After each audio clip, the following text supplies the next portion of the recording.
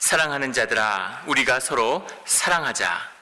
사랑은 하나님께 속한 것이니 사랑하는 자마다 하나님으로부터 나서 하나님을 알고, 사랑하지 아니하는 자는 하나님을 알지 못하나니 이는 하나님은 사랑이심이라.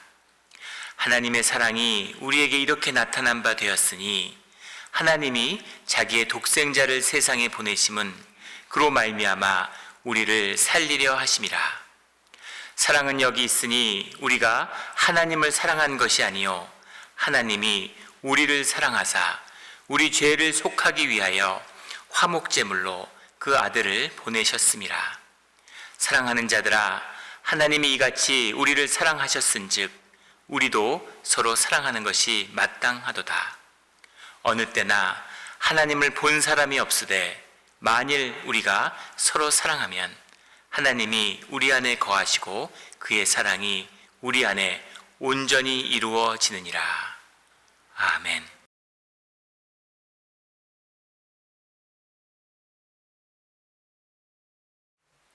오늘은 교회 설립 기념주일입니다. 교회란 것은 무엇일까요? 주님이 우리에게 교회를 세워주시고 허락해 주신 그 뜻은 무엇일까요? 오늘 말씀 가운데 교회의 참된 의미를 만나는 그런 우리 모두가 되기를 주의 이름으로 축원합니다. 오늘 본문 말씀 요한 1서 4장 7절부터의 말씀은 이렇게 시작합니다. 사랑하는 자들아, 우리가 서로 사랑하자. 사랑은 하나님께 속한 것이니 사랑하는 자마다 하나님으로부터 나서 하나님을 알고, 교회의 본질이 사랑에 있다는 것을, 주님을 만나고 주님을 아는 것이 사랑에 있다는 것을 말씀하고 계시는 거죠. 사랑이라고 하는 것은 하나됨입니다. 우리가 자녀를 사랑하기에 사랑이 무엇인지를 어렴풋이 느끼고 있죠. 그런데 우리가 사랑함으로 주님을 알고 주님이 우리를 가운데 교회를 세우시는 비밀이 사랑 가운데 있다라고 말씀하실 때 그 사랑은 무엇일까 하는 것이 오늘 말씀의 도전인 것이죠. 오늘 8절에 보면 사랑하지 아니하는 자는 하나님을 알지 못하나니 이는 하나님은 사랑이심이라 이렇게 말씀하고 있습니다. 하나님이 사랑이시고 우리가 사랑을 해야지만이 하나님이 누구이신지를 안다는 것이죠. 하나님은 영이신데 하나님은 보이지 않으시는데 우리가 어떻게 하나님과 함께하며 하나님의 지체인 교회를 이룰 수 있을까라는 거죠. 우리 지난 2주간 복에 대한 말씀을 나눴습니다. 주님 우리에게 복을 주시길 원하고 우리가 복을 누리기를 원하죠. 그리고 복이라는 것은 주님이 우리와 함께 하심이며 우리의 삶이라는 것을 바꾸어 갈 수 있는 생명의 능력이다라는 것을 나누었죠. 그 모든 중심, 하나님이 함께 하시며 우리의 생명을 더하시는 그 중심을 다른 말로 표현하면 나의 나됨을 만났다, 나의 나됨을 살아가게 되었다라는 그 고백이죠. 주님이 만드신 그 목적대로, 주님이 부르시는 그 주님의 뜻 가운데, 주님의 뜻대로 만드신 하나님의 형상을 피워내는 것, 이것이 나의 나됨. 주님을 만나지 않으면, 주님과 함께하지 않으면 결코 살아낼 수 없는 나됨입니다. 그 나의 나됨을 꼭 피워야 하는 것이죠. 그 생명을 피워내야 되는 것, 이것이 우리의 복이다. 나의 나됨을 피워내는 것이 가치고 삶의 의미고 우리가 행복을 누릴 수 있는 주님이 주시는 축복의 비밀이다라는 것을 나누었습니다. 그런데 나의 나됨을 누린다고 하는 것이 무엇일까라는 것을 더 깊이 생각하게 되는 것이죠. 예전에 우리 나눈 적이 있었던 한 비유가 생각이 납니다. 한 농부가 농사를 지러 나갔다가 우연히 버려진 독수리의 알을 발견하게 돼요. 독수리의 알을 발견했는데 그 알을 가져다가, 알이 따뜻한 거예요. 왜 버려졌는지 모르지만 독수리 알을 가져다가 닭 우리 안에 넣어서 암탉에다가 이렇게 둥지에다가 독수리 알을 갖다 준 거죠. 그러자 닭이 그 알을 품어서 독수리가 부화돼서 태어난 겁니다. 또 독수리가 엄마 닭 밑에서 자기 가족들과 함께 닭으로 살아가게 되는 거죠. 독수리가 닭들하고 사니까 얼마나 잘 나가겠어요. 시궁창을 긁어서 닭들이 모이 한 마리를 지렁이 한 마리를 찾아낼 때 독수리는 한 번 긁으면 한 10마리쯤 긁어내는 것이죠. 다들 칭찬받고 우쭐하고 기분 좋게 사는 거예요. 우리가 살아가는 세상의 모습이죠. 돈을 좀 더 벌면, 좀 더 좋은 직장을 가지면, 뭐 좀 명예를 더하면 우쭐하고 성공했다고 좋아하는 그런 삶을 살고 있는 겁니다. 독수리가 나이가 들어서 어느 날 기운이 없으니까 벽에 기대서 이렇게 앉아 있는 거예요. 벽에 기대서 비로소 태어나서 처음으로 하늘을 바라보게 된 겁니다. 하늘을 바라보니까 하늘에 새가 한 마리 날아가고 있어요. 거대한 새가 하늘을 비상하고 있는 거죠. 너무 충격을 받아서 저건 뭐지 하고 눈이 휘둥그레져서 보는 겁니다. 옆에 있던 한 친구 닭이 얘기를 해줘요. 저건 독수리야. 정말 새들의 왕이지. 저렇게 하늘을 날으면 어떤 마음일까? 독수리가 동경의 눈으로 새 하늘을 날고 있는 독수리를 쳐다보고 있는 것입니다. 이것이 우리의 삶의 자리죠.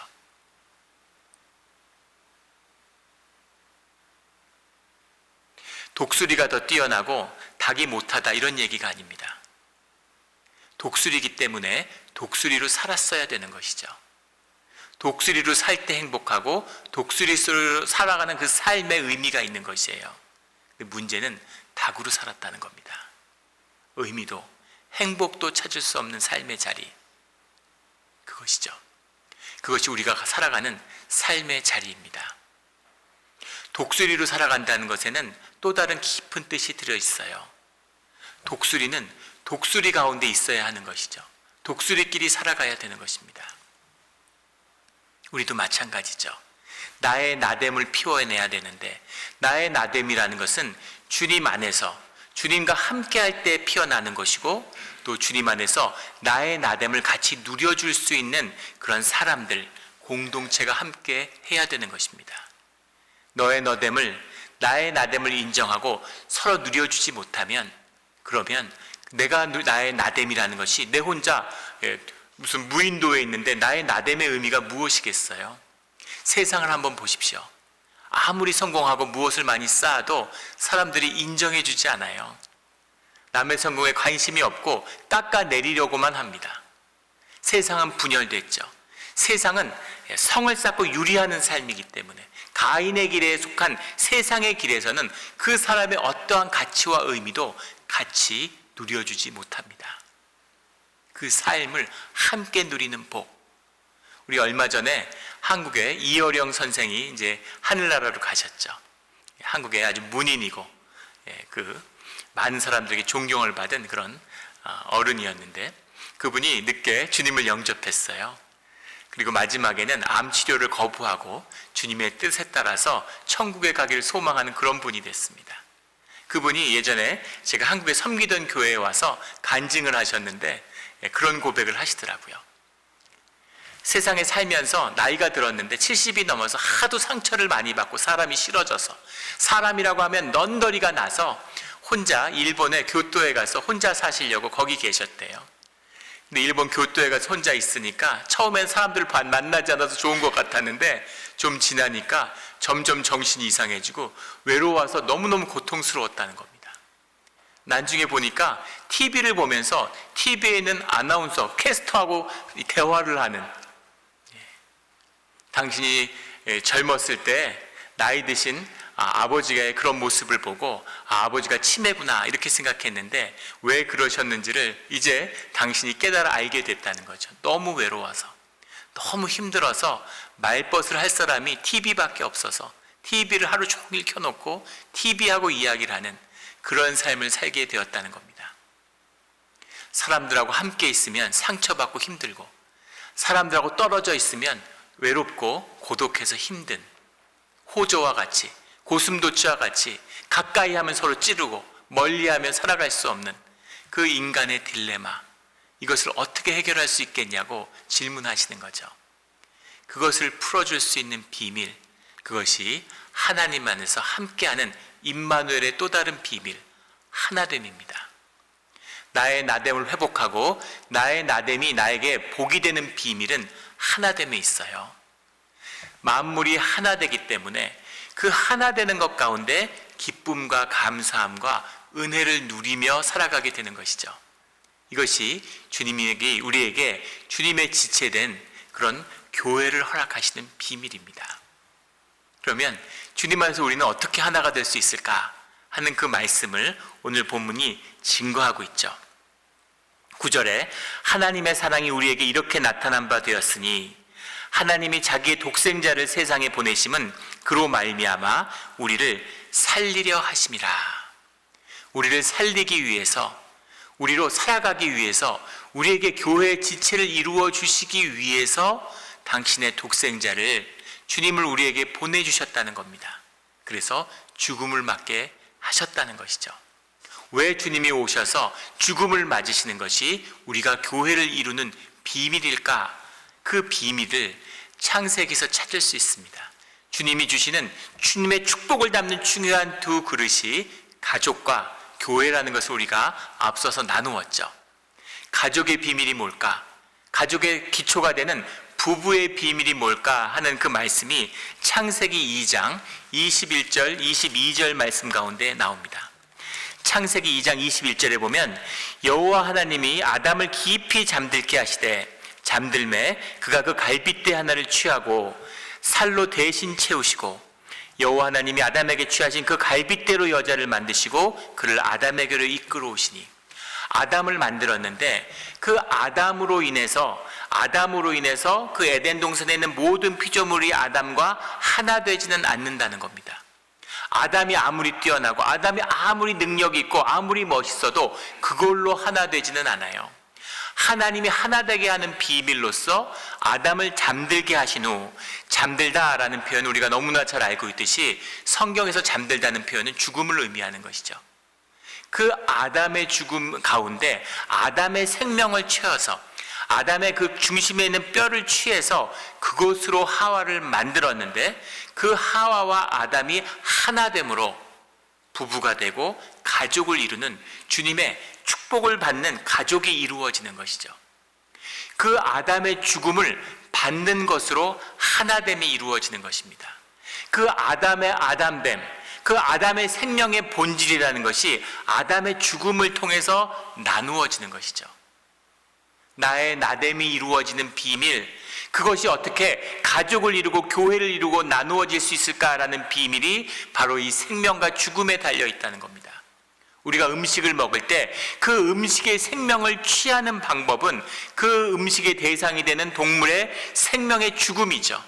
그 죽어야지만, 날 것을 먹으면 사람이 죽어요. 날 것을 먹으면 사람이 병들어 죽습니다. 그 생명을 취해서 우리의 생명으로 거듭나게 할 수 있는 비밀은 그 죽음을 통해서 생명을 취하는 것이죠. 아담의 죽음을 통해서 아담의 생명을 있는 그대로 받는 그 하와와 그 생명을 받은 하나와 하나됨으로 나의 나됨을 누리는 비밀, 이것이 부부의 비밀이죠. 그 부부의 비밀이 주님의 지체를 이루는 기초입니다. 그 주님의 그 가족을 이루는 비밀이 하늘 가족을 이루는 비밀이죠. 이 똑같은 말씀이 에베소서에 나와요. 에베소서 5장 25절에 가면 이런 말씀이 나옵니다.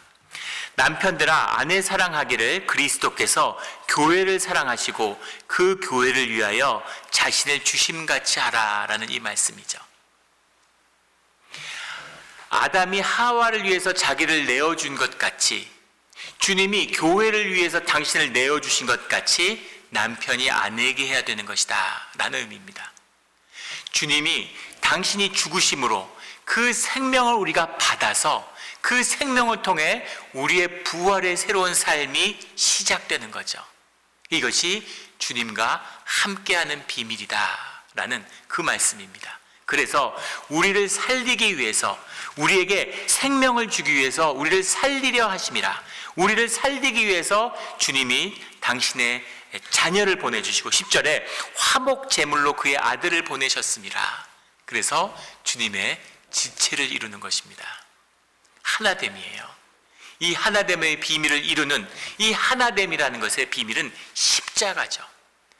예수님의 십자가가 있기 때문에 우리가 교회의 하나됨을 이루는 것이고, 남편의 십자가가 있어야지만이 부부의 하나됨을 이루는 것이고, 아버지와 어머니의 십자가가 있어야지만이 그 자녀들과 한 가족을 이루는 것입니다. 그래서 십자가를 지는 자, 십자가를 만난 자들은 그 생명의 중심이 나누어지게 되어 있는 거죠. 그 생명을 모아서 서로 나누는 공동체가 교회입니다.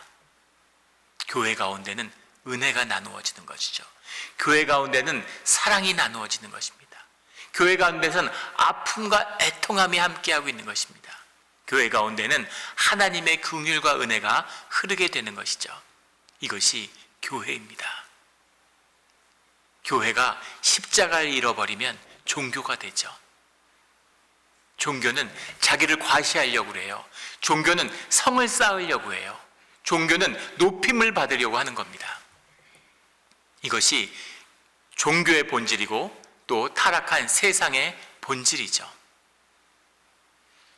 세상에서 민주주의 제도라는 것을 합니다. 그런데 민주주의 제도가 뭐예요? 사람들이 화합하고 통합하고 이견을 조정하고 그런 화목을 이루는 것이 그 민주주의의 목표죠. 근데 민주주의를 하면 할수록 사회가 더 퇴보하고 분열이 더 조장돼요. 우리 교회에서도 친교 시간에, 우리 애찬 시간에 같이 식사하면서 여러 가지 화제가 오르죠. 그런데 정치적인 이슈가 오르면은 금방 두 개로 갈라지는 걸 보게 됩니다. 무슨 한국에 그렇게 관심이 많고 내용을 안다고 그러겠어요? 다 무슨 신문을 읽는지, 무슨 뉴스를 보는지 거기에 달려 있는 것이죠. 세상의 갈등과 분열을 조장해요. 한국에 민주주의를 헌신했던 그런 원로들이 한국의 민주주의가 10년 전, 20년 전, 심지어 30년 전보다 점점 더 퇴보하고 있다고 얘기합니다. 사회가 갈등이 점점 깊어져요. 점점 더 서로 미워합니다. 미워하다 못해서 이제는 지역으로 예전엔 갈라지더니 정치 이념으로 갈라지더니 이제는 세대 간에 갈라져서 젊으냐 나이가 있느냐 이제 남녀로 갈려져서 싸웁니다. 다르면 무조건 싸우고 미워하는 거예요. 미워해야 할 이유가 있을까요? 미워할 이유가 있는 게 아니라 내 안에 있는 미움으로 미워할 이유를 찾고 있는 것이죠. 미국은 어떻습니까? 민주주의 고향인데 이제는 선거를 해서 서로 수용을 안 해요. 대통령 취임식에 전임 대통령이 참석 안 하는 게 아니라 얼굴도 보지 않고 취임식 날 의사당을 점거하고 폭력이 난무하고 사람이 죽어나가는 그런 곳이 되었죠. 왜 그럴까요? 이것이 피하고 유리하고 자기의 성을 쌓는 세상의 본질이기 때문입니다. 삶의 아픔을 십자가를 외면하는 거죠. 삶의 진실을 외면하는 겁니다. 하나됨을 깨고 내 성을 쌓는 거예요. 내가 너보다는 잘나야 된다는 거죠. 내가 너보다 복을 더 받아야 된다는 거죠. 남다른 복을 내가 받고 싶다는 것이죠.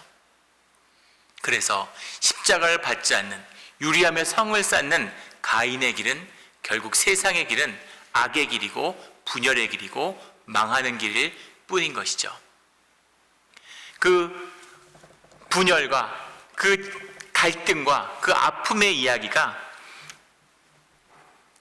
얼마나 심각한 것인지를 우리 한 노래를 소개하려고 합니다. 로미오와 줄리엣, 우리가 너무나 잘 아는 로미오와 줄리엣의 뮤지컬에 보면 이런 노래가 나와요. 베르나의 영주가 그 뮤지컬이 시작되자마자 부르는 노래입니다. 그 노래의 가사가 이래요. 당신은 지금 아름다운 베로나에 있어. 모든 이가 서로 미워하는 도시. 여기선 왕들이 사랑이 아닌 두 가문이 법을 만두어. 당신의 편을 선택할 필요가 없어. 우리가 오래전부터 정해놓았으니 여기에선 증오의 독이 혈관을 타고 흐르듯이 우리의 삶 속에 흐르고 있어. 증오의 독이 혈관을 타고 흐르듯이 우리의 삶 속에 흐르고 있어. 물론 우리는 정원에는 꽃이 피고 우리의 여인들은 아름답소. 마치 지상 낙원 같은 곳이요. 허나 우리의 영혼은 지옥 속에 있어. 십자가가 없는 곳, 아무리 아름답고 풍요한 이탈리아의 베로나의 도시지만 미움과 증오와 갈등이 있는 그 영혼은 지옥에 있는 것이죠. 이것이 오늘 우리가 사는 삶의 자리입니다. 이 증오를 깨고 이 미움을 깨고 하나 될 수 있는 비밀, 그것은 주님의 십자가밖에 없는 것이죠. 이것이 공허한 얘기나 무슨 신학적인 이야기가 아닙니다. 하나됨의 역사라는 것이 교회의 본질이에요. 한 가지 이야기를 나누려고 합니다. 루마니아에 가면 티미쇼아라라고 하는 지역이 있습니다. 티미쇼아라에 가면 티미쇼아라 교회가 있는데 작은 예배당이에요. 우리 교회만 합니다. 예배당이 있는데 돌로 지은 예배당이죠. 붉은색 벽돌로 지어진 그 예배당 앞에 가면 비석이 하나 있는데 그 비석에 4개국어로 이런 문장이 적혀 있어요. 혁명은 여기서 시작되었다, 이렇게 써 있습니다. 혁명은 여기서 시작되었다. 무슨 일이 벌어졌기에 교회 앞에 그런 묘비를 세웠을까?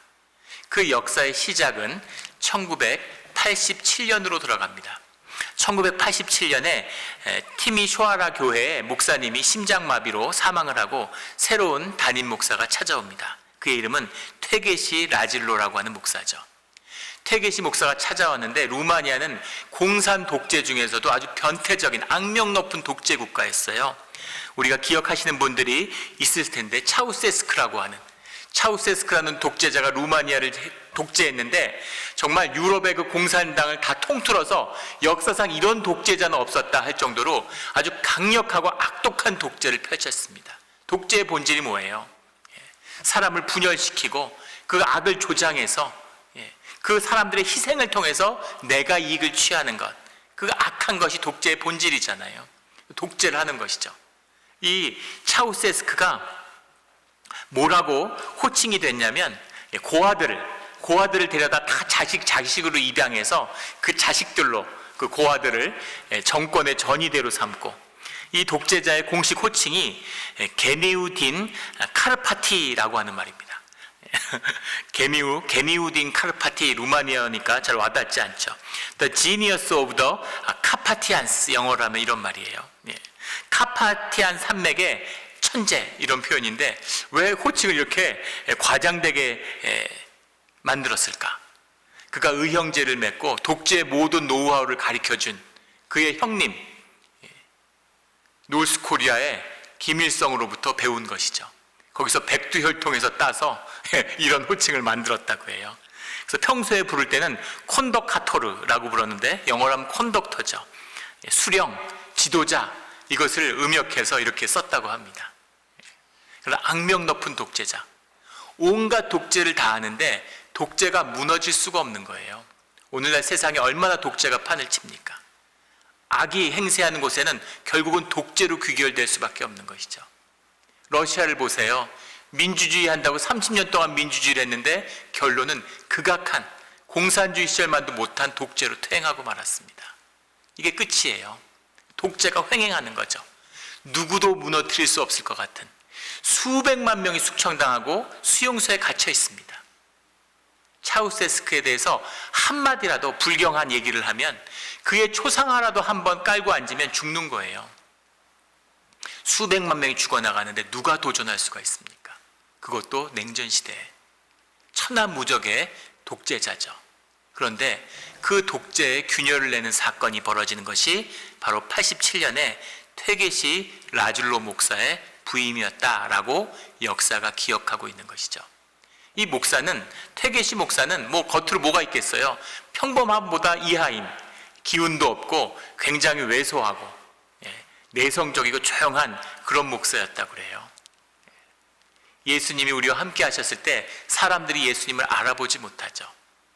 보이지 않는 것을 보지 못하니까. 이 조용한 목사가 이 교회에 찾아왔는데 한 50여 명 되는 작은 공동체였다고 하죠. 공산주의가 지배를 하고 비밀경찰이 지배를 하니까 목사들도 전부 다 비밀경찰의 뒷조사를 받는 겁니다. 그래서 이 사람은 뭐 힘도 없고 뭐 할 수 있는 게 아무것도 없고 안전하다고 비밀경찰의 승인을 받은 목사죠. 그렇게 교회를 찾아왔는데 이분이 찾아와서 처음 시작한 것이 기도 모임이었다고 해요. 기도 모임을 시작하는데 이 목사님이 강조한 것은 기도 모임 가운데 우리가 기도로 하나 되기 위해서, 주님과 하나 되기 위해서 기도 모임을 갖자. 그래서 기도 가운데 아픔과 고통, 하나님의 아픔과 고통을 만나자라고 호소하며 기도의 모임을 시작했다는 겁니다. 떡과 잔을 굉장히 중요하게 말씀을 전했다고 해요. 십자가의 연대성, 십자가 안에서 하나가 되어야 된다, 이런 말씀을 나누었다는 거죠. 이런 말씀을 나누지 않는 교회가 어디 있습니까? 그런데 그것이 삶의 진실이고 믿음의 진실인 거죠. 그래서 또 하나 이분이 강조했던 것이 11조예요. 11조라는 건 주님과 하나됨의 의미죠. 주님과 하나 되고 주님의 삶에 속하기 위해서 11조를 하고 떡과 잔을 나누며 그리고 우리가 함께 기도해야 된다라는 겁니다. 그 세 가지로 교회를 세워가는 거죠. 삶이 나누어지니까 작은 교회지만 풍성함이 누려지는 겁니다. 그리고 그 사회의 아픔을 나누는 거예요. 아픈 것입니다. 한 교회니까 아픈 것이죠. 내 자녀가 아프면 내가 더 아프잖아요. 그 아픔을 느끼는 그 아픔 가운데 만난 진실은 무엇이냐면, 수많은 재소자들, 루마니아에 그 당시에 인권이 있었겠습니까? 5년을 살면 종신형이나 마찬가지였다고 해요. 5년을 살면 살아남는 재소자가 없었다는 거죠. 음식도 제대로 안 주고 영양실조에다 난방 냉방도 안 해주고, 그러니까 감옥에서 다 죽어가는데 재소자도 안 돌보는데 재소자의 가족들은 어떻겠어요? 재소자의 가족들을 돌보고 그들을 돕는 일들이 시작된 것이죠. 그리고 그들의 아픔을 같이 나누며 기도하는 것입니다. 이 기도의 모임이 2년여가 지나니까 사람들이 점점 모여들고 아픔이 있는 사람들이 찾아오는 것이죠. 함께 기도하는 거예요. 분위기가 심상치 않은 거죠. 그래서 비밀경찰이 이제 슬슬 위협을 시작합니다. 비밀경찰이 권총을 차고 정복을 입고 찾아와서 예배당 앞에 서 있고 도청을 하고 미행을 하고 위협을 하는 거죠. 하지 말라고, 조심하, 까불지 마라, 이렇게 위협을 주는 거죠. 전혀 연연하지 않고 계속 기도 모임을 가졌습니다. 기도 모임을 계속 가지니까 이렇게는 안 되겠구나. 그래서 목회직에서 쫓아내고 이를 투옥시키려고 하는 거죠. 얼마든지 잡아다 죽일 수도 있지만 죽이면 또 순교자가 돼서 영향력이 생길까 봐 핍박을 하다가 보다가 말을 안 들으니까 안 되겠다 이러고 이 사람을 연행해 가려고 하는데, 연행이 돼서 연행이 된 날짜가 12월 15일이에요. 이 목사를 연행하려고 경찰들이 찾아오니까 교인들이 당연히 목사를 지키기 위해서 인간띠를 이루어서 교회를 둘러싸고 저항하는 겁니다. 이 기도 모임과 함께하고 그 소식을 알고 있던 교인들이 몰려들어서 한 5천여 명이 교회를 둘러싸고 목회사의 연행을 막는 거예요. 그런데 목사는 연행되고 죽이진 않았지만 엄청나게 고문을 받고 두드려 맞았죠. 거기에 항의하는 시위 가운데 총이 발사돼서 사망자가 나오기 시작합니다. 그런데 놀라운 일은 15일 날 연행이 되고 첫 시위와 첫 사망자가 15일 날 나왔는데, 그로부터 딱 8일이 지나서 12월 22일 날 크리스마스를 3일 앞두고 차우세스크 정권이 무너져요. 차우세스크 정권만 무너진 게 아니라 45년의 공산 독재가 무너집니다. 어떻게 이런 일이 있을 수가 있을까요? 이것이 생명의 하나됨, 생명의 다스림의 권세입니다. 세상을 바꾸는 교회의 힘이에요. 이것 못지않게 작은 교회들이었던 로마 시대의 초대 교회가 전성기의 로마 제국을 뒤집었죠. 세상을 바꾸는, 생명을 다스리는 생명의 본질의 권세가 교회 가운데 있습니다. 북한의 저 악랄한 독재가 무너지지 않는 이유가 뭘까요? 아직 교회가 없기 때문입니다. 한국이 자꾸 늪으로 빠져드는 것 같은 어려움 속에 그 빛나던 성장의 시대를 잃어버리고 자꾸만 갈등과 분열로 깔아앉는 이유가 뭘까요? 교회가 타락하기 때문입니다. 오늘날 미국이 이렇게 되는 이유는 뭐겠습니까? 1년에 10만 명이 넘는 사람들이, 전쟁을 해서 10만 명이 죽어도 보통 사건이 아닌데 10만 명이 넘는 사람들이 마약의 오버도스로 죽습니다. 수만 명이 총에 맞아 죽어요. 경찰이 수백 명씩 총에 맞아 죽는 나라입니다. 이 어려움을, 이 갈등을, 미국에서 가장 부유한 주가 캘리포니아죠. 재정이 파산지경이라고 그래요. 예산의 10분의 1을 교도소 재소자 관리를 쓰고 있답니다. 범죄가 너무 많아서 이제는 살인사건을 저지른 사람조차도 중간에 집행유예로 풀어주는 그런 단계에 와 있다는 거죠. 수용을 할 수가 없어서. 이 문제를 어떻게 풀 수 있을까요? 이 모든 문제를 풀어가는 비밀, 생명의 비밀이 오늘 우리의 예배와 교회 가운데 있습니다.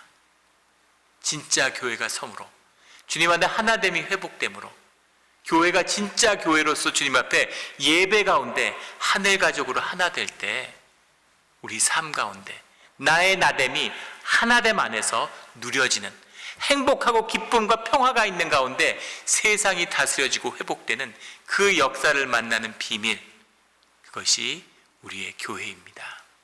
오늘 주님은 말씀하시죠. 어느 때나 하나님을 본 사람이 없으되 만일 우리가 서로 사랑하면 하나님이 우리 안에서 거하시고 그의 사랑이 우리 안에 온전히 이루어지느니라. 우리 교회의 비밀입니다. 사랑으로 교회를 이루는 주님과 함께하는 우리 몬트레이 영락교회가 되기를 주의 이름으로 축원합니다. 함께 기도드리겠습니다.